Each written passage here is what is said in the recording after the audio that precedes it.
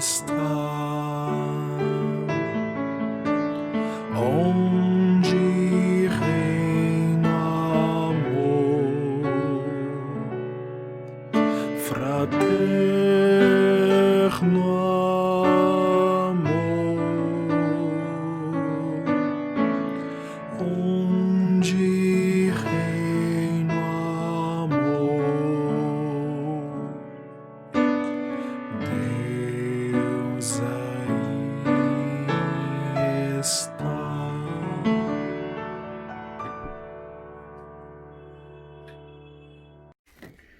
Queridos irmãos e irmãs, paz e bem, mais uma vez nos encontramos para a nossa reflexão bíblica e nesse contexto do mês de agosto estamos vendo então a vocação dos nossos profetas.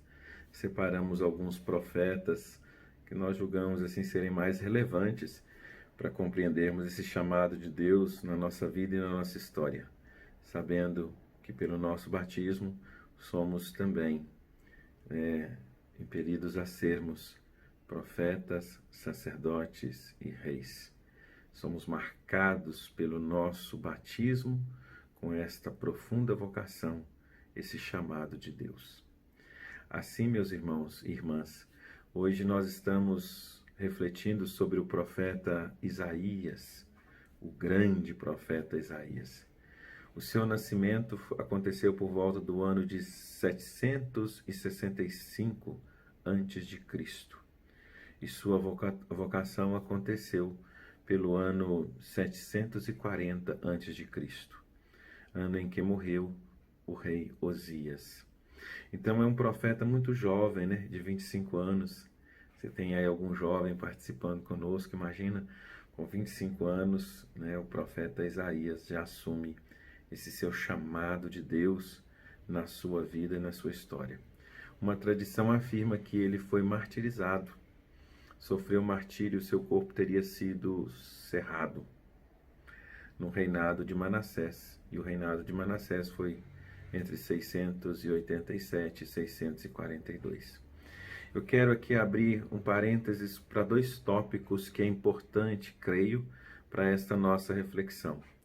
As datas do Antigo Testamento, ou melhor dizendo, do Primeiro Testamento, né?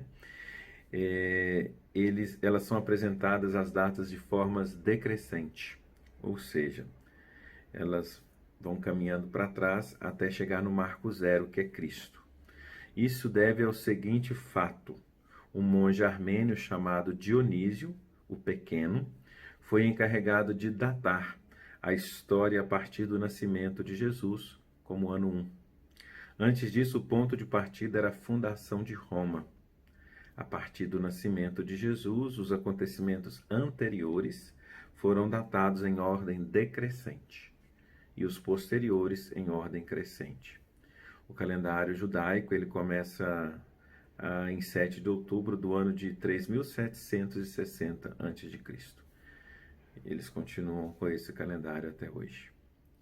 E também quero lembrar sobre a história do povo de Deus e os grandes impérios. A história do nosso povo, né, dos nossos antepassados, é marcado pela presença de grandes impérios. Quase todo o período que cobre o Primeiro Testamento é marcado pela presença e dominações de grandes impérios, poderosos impérios. O Império Assírio, primeiro, o Império Babilônico, o Império Persa, o Império Grego e o Império Romano. Assim nós compreendemos que o povo de Deus quase sempre se encontra num fogo cruzado. A Bíblia foi formada dentro desse caldeirão de lutas pela liberdade e pela vida. Então aqui nós temos esse contexto turbulento de muita violência, muita guerra, dominações, que é constituído então, é marcado todo o Primeiro Testamento.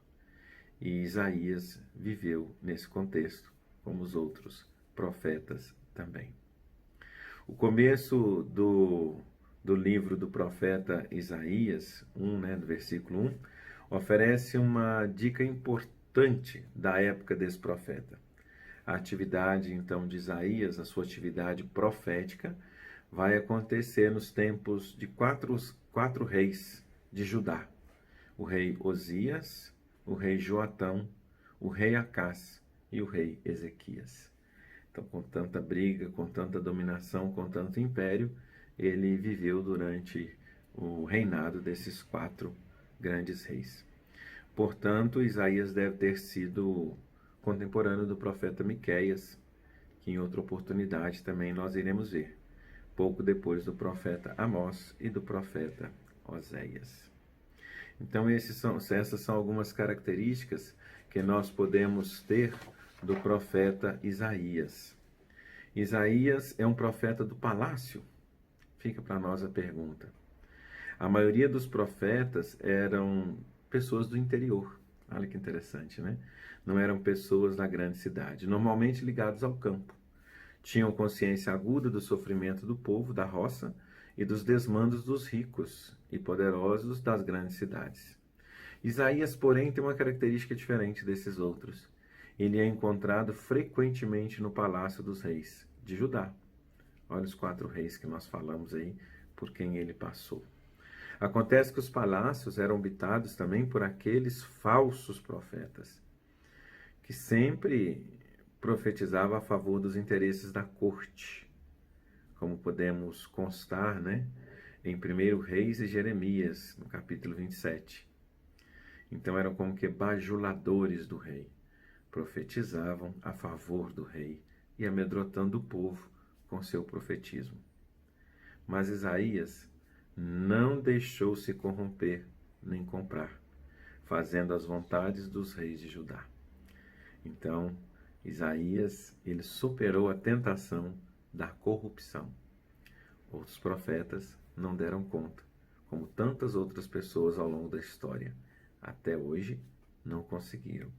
Muitas até com uma bela caminhada de fé, mas que infelizmente sucumbiram à tentação da corrupção, que é fruto de uma ganância, também de um depositar a esperança em bens que passam, e não depositar a esperança em bens eternos.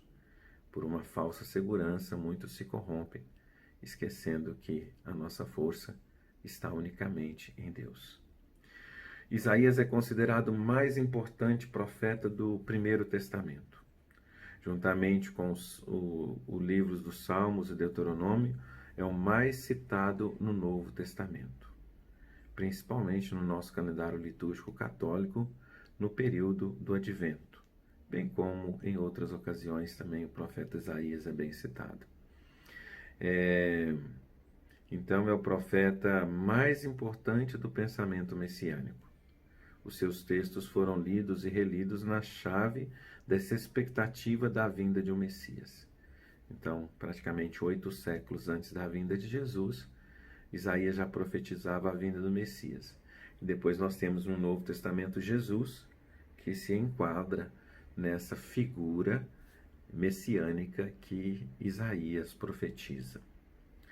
Sua vocação, então, acontece no Templo de Jerusalém, durante a celebração, que consta provavelmente do canto do Salmo 99, que proclama a santidade de Deus.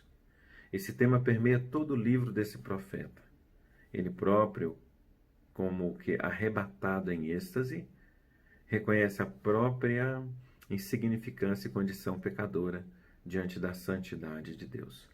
E o seu esquema de chamamento para ser profeta, como um grande vocacionado aí a ser profeta, a responder a um chamado de Deus, como os grandes vocacionados que nós vemos na Sagrada Escritura, né? Por exemplo, Moisés, Jeremias e outros, compõem também esses 4 passos, né?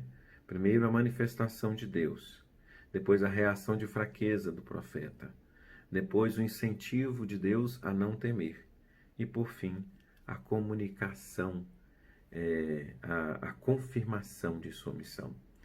Algo interessante que nós podemos ver no chamamento de Isaías é que ele vê, né, o profeta Isaías vê o Senhor sentado num trono alto, elevado, e olha que ele é muito ligado ao templo, né? E a cauda de sua veste enche todo o santuário. Isso significa que Deus não cabe em sua construção material. A santidade de Deus é algo que não se consegue abarcar nem medir. é uma santidade que não dispensa a cooperação do ser humano. Daí a vocação profética.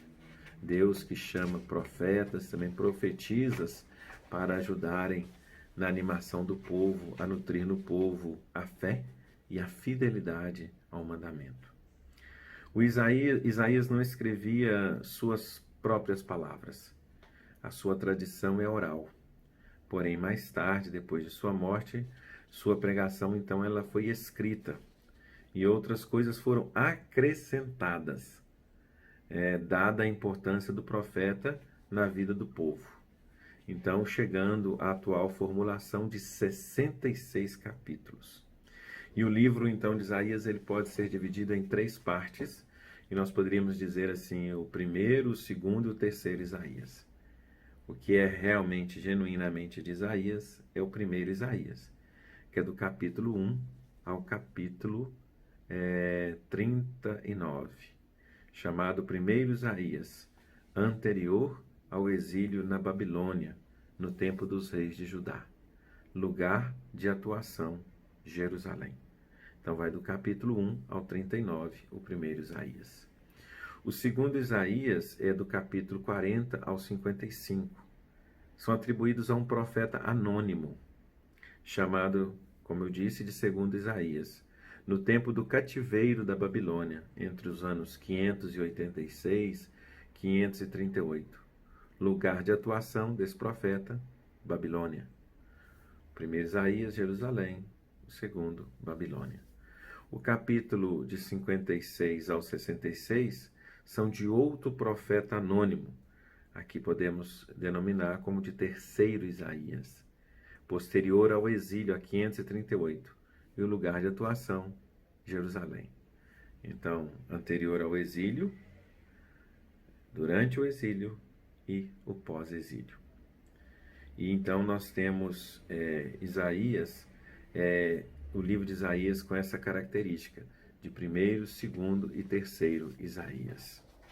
Isaías, poderíamos dizer, do capítulo 40 a 45, é também denominado, então, Isaías Júnior, né, que são de outro autor. Nós chamamos, então, esse Isaías Júnior, no caso, são 200 anos após o desaparecimento do profeta Isaías. Imagina, 200 anos depois, alguém faz um profetismo e atribui a Isaías diante da força do nome que é Isaías. O reino do sul desapareceu e a maioria do povo foi levado para o exílio. Então o povo está no exílio. Junto aos exilados havia um profeta cheio de esperança e com grandes expectativas de retornar à terra de onde saíram. E quer dizer que o exílio não foi o fim, mas uma etapa de purificação e de retomada de esperança no Deus que liberta. Essa parte do livro de Isaías podemos ser chamado de livro da consolação de Israel.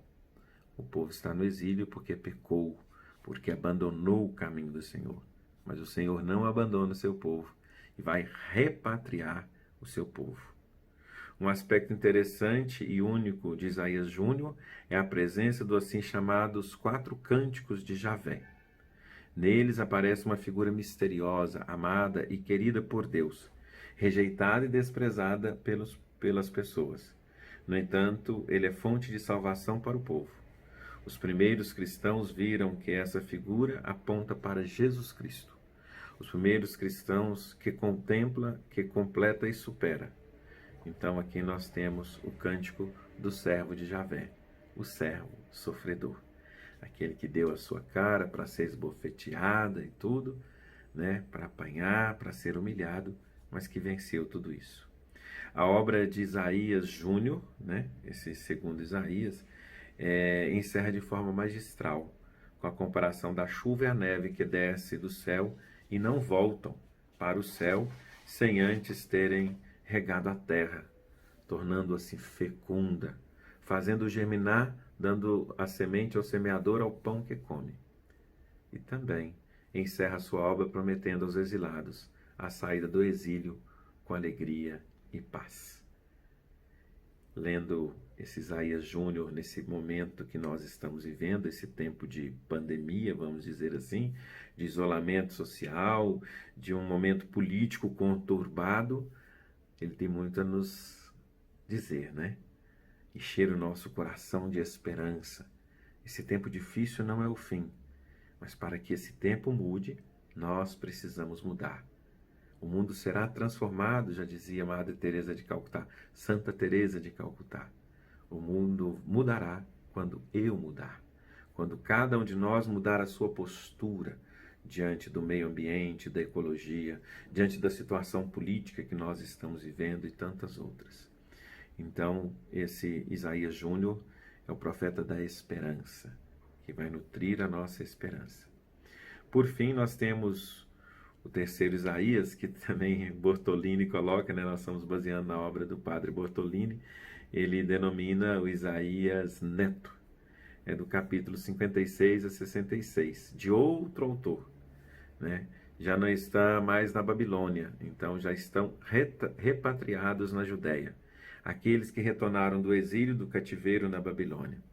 O profeta pode ser elencado aqui entre os 3 agentes da reconstrução do país, juntamente com o profeta Ageu e Zacarias, e mais tarde Malaquias. Com o retorno do povo do exílio, também retornaram alguns problemas anteriores. Olhem só como que o nosso povo é frágil, como nós somos frágeis, mesmo sendo exilados e sofrendo, voltam pela ação da força de Deus, por uma vontade de conversão, mas retomam novamente aos problemas anteriores. A idolatria e a religião de aparência. Idolatria e uma religião de aparência. O que seria uma religião de aparência? É eu dizer que tenho fé, que acredito em Deus, mas os meus gestos não revelarem isto. Uma religião de aparência, somente o que é externo. Lá o meu coração continua com a prática anterior. Não me converte, não me transforma. Assim, sabe-se que nesta época surgiu o judaísmo alicerçado sobre 3 bases: a lei, o templo e a raça. O judaísmo arriscava fechar para o mundo, confinando o próprio Deus. A reforma de Esdras e Neemias obrigou o desmanche dos casamentos com pessoas de outras raças. Isso está no livro de Ruth. Isaías Neto, então, ele implodiu em nome de Deus este exclusivismo racista.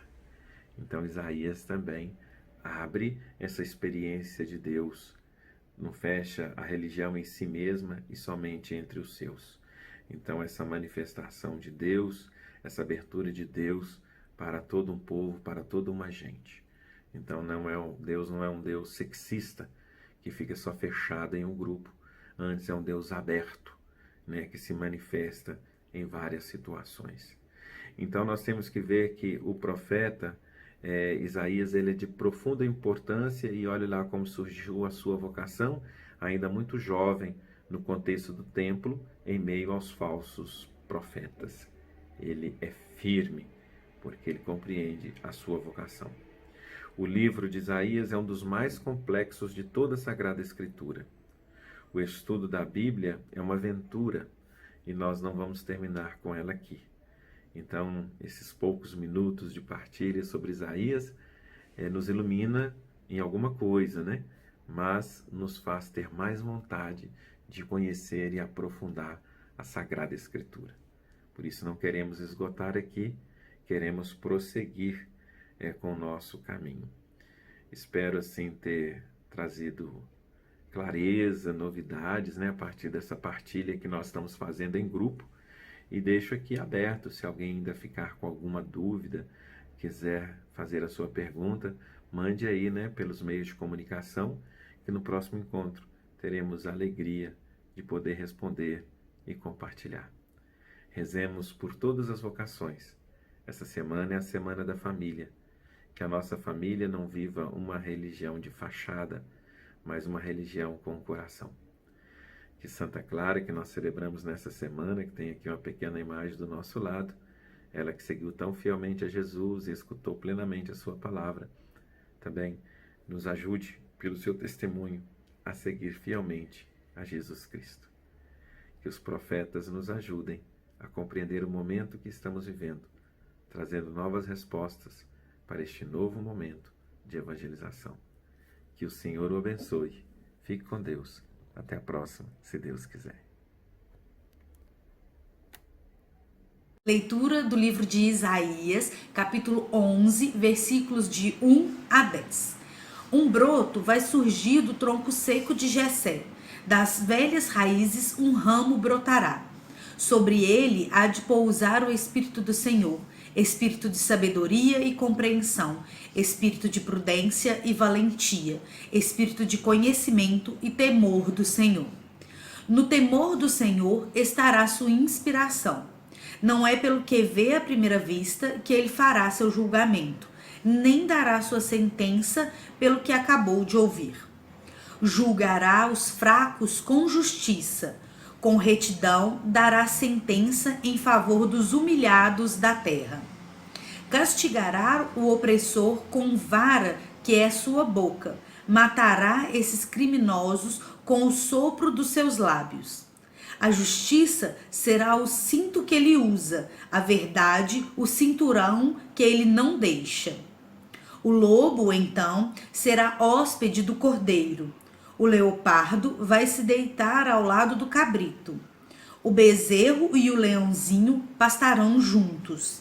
Uma criança pequena toca os dois. A ursa e a vaca estarão pastando, suas crias deitadas lado a lado. O leão, assim como o boi, comerá capim. O bebê vai brincar no buraco da cobra venenosa. A criancinha enfia a mão no esconderijo da serpente.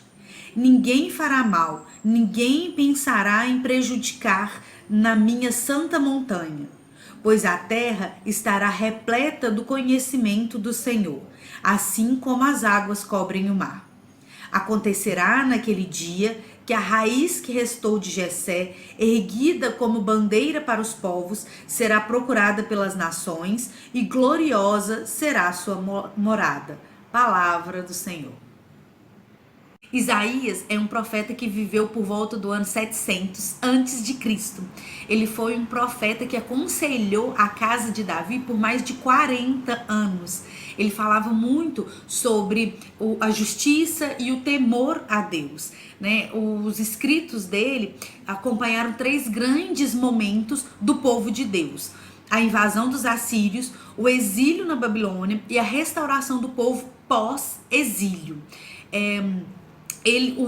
Nesse texto que a gente leu, Isaías, ele é a voz da consciência do rei Acás, né? Ele vem trazer textos de censura, mas também de reconforto no tempo do rei Acás. Esse texto do capítulo 11, ele é bem famoso, bem conhecido por nós todos, né? A gente tem muito hábito de falar sobre, que ele está falando sobre o nascimento de Jesus Cristo, né, que remete ao nascimento de Jesus Cristo e nos faz pensar sobre a justiça, sobre que tipo de justiça Deus nos propõe, né? A justiça de Deus não é uma justiça simbólica e não é uma justiça cruel, é uma justiça que prega o nosso próprio bem-estar. Deus nos concede graças conforme a nossa necessidade, imaginando e querendo que a gente não se perca nas nossas vontades, nos nossos sonhos e no mundo. Então é um texto que nos faz pensar como cristãos onde e o que a gente quer atingir, né? Onde a gente quer chegar e o que a gente quer atingir. Nos faz pensar que tipo de justiça que a gente prega, que tipo de justiça a gente solicita, né? Que tipo de demanda que a gente tem para Deus, né? Que tipos de pedidos que a gente tem feito para Deus. E ao mesmo tempo nos faz pensar que tipo de trabalho nós estamos fazendo no mundo de hoje. Porque a nossa função como cristão é levar a justiça de Deus, é ajudar a criar o reino de Deus. Mas qual que é esse reino de Deus? É um reino de paz, é um reino é um reino de parceria, é um reino de união, é um reino que não tem divisão. É um reino onde todos têm benefícios e todos se sentem bem acolhidos e amados. É esse tipo de reino que a gente está criando e que a gente está vivendo? As nossas ações criam esse tipo de reino? A gente tem pensado e desejado coisas que criam esse tipo de reino? A gente costuma falar que o reino de Deus, ele já existe, mas ainda não em plenitude. E nos cabe esse trabalho e esse exercício de, a cada dia, a cada ação, a cada pensamento, né, construir um pouquinho desse reino, né, para um dia, quem sabe, podermos todos vivermos em plena comunhão, em plena e comum união. Espero que pensemos sobre isso, que nos avaliemos e que possamos ser comunidade de Cristo, comunidade que leva e que cria a justiça, a partilha e a união. Diante tantas situações de extrema dor e sofrimento, cantemos com as palavras do profeta Isaías a força criadora do Deus que, em Jesus Cristo, sempre abre novos caminhos.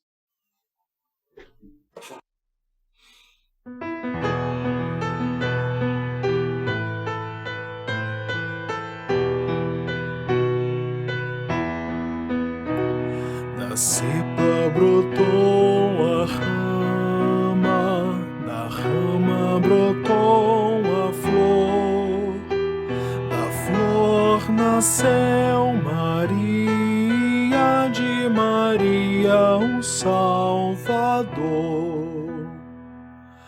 O Espírito de Deus sobre ele pousará, de saber, de entendimento, este Espírito será. De conselho e fortaleza, de ciência e de temor, achará sua alegria no temor do seu Senhor. Da cepa brotou a rama, da rama brotou a flor, da flor nasceu Maria, de Maria o Salvador. Não será pela ilusão do olhar, do ouvir falar, que ele irá julgar os homens como é praxe acontecer. Mas os pobres desta terra com justiça julgará, e dos fracos o direito ele é quem defenderá.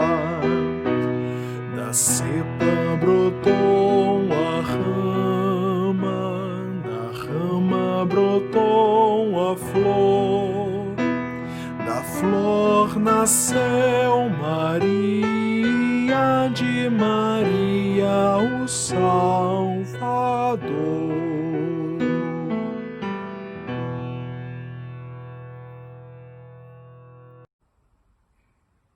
Oremos. Deus eterno e todo-poderoso, a quem ousamos chamar de Pai, dá-nos cada vez mais um coração de filhos, para alcançarmos um dia a herança que prometestes, por nosso Senhor Jesus Cristo, vosso Filho, na unidade do Espírito Santo. Amém. Unamos a nossa voz à do velho Simeão, para que assim possamos ver com nossos próprios olhos a salvação que vem de Deus.